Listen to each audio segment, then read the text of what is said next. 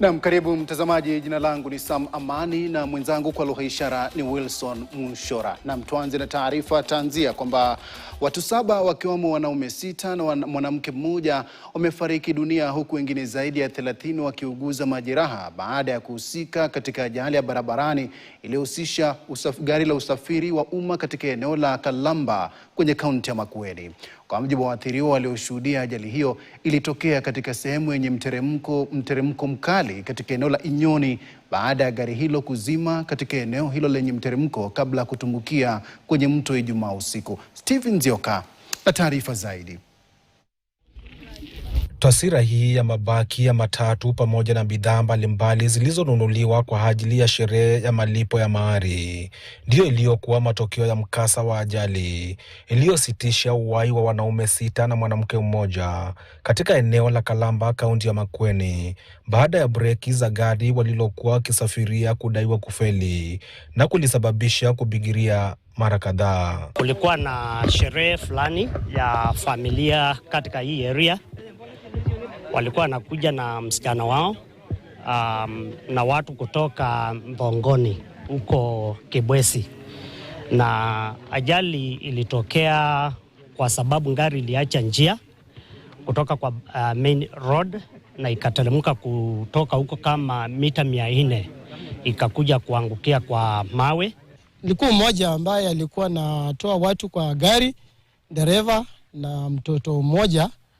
Pale mbele mtoto alikuwa analia, alikuwa anatoa sauti sana, na watu waliposikia hiyo sauti wote wakaungana pamoja. Mimi nilikuwa mmoja wao, na hawa wako wamekufa lakini walipelekwa hospitali kwa maana the terrain is sloppy.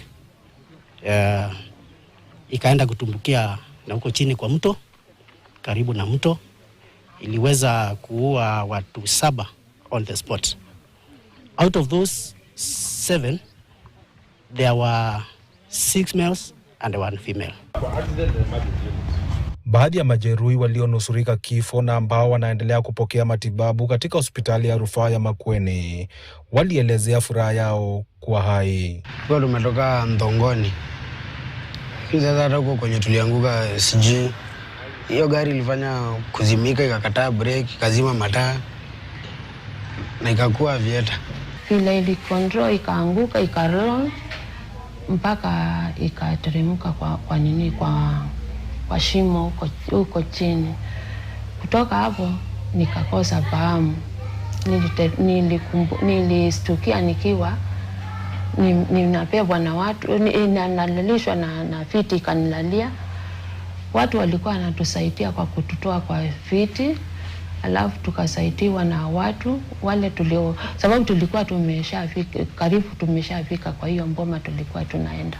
Afisa mkuu wa idara ya afya ya kaunti ya Makueni, Daktari Hafi Mulei, alisema waathiriwa wengi waliopelekwa katika hospitali ya kaunti ndogo ya Matiliku na hospitali ya rufaa ya Makueni walikuwa na majeraha ya kuvunjika kwa mifupa, lakini tayari wengi wao wametibiwa na kuruhusiwa kwenda nyumbani. Tulipata manusura 28 wale ambao waliweza kuchukuliwa wakapelekwa pale Matiliku Sub-County Hospital, na hii hospitali yetu ambao ni Makueni County Referral Hospital iliweza kureceive manusura 41.